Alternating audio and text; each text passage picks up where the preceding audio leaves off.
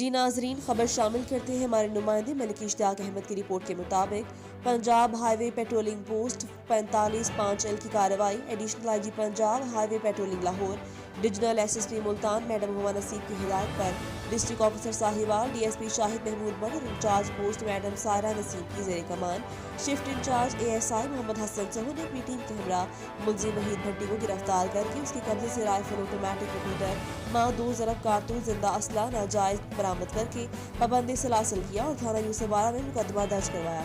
मुलजिम मज़कूर कबल अजीब भी चोरी की मौत और मुकदमात में चालान हो चुका है।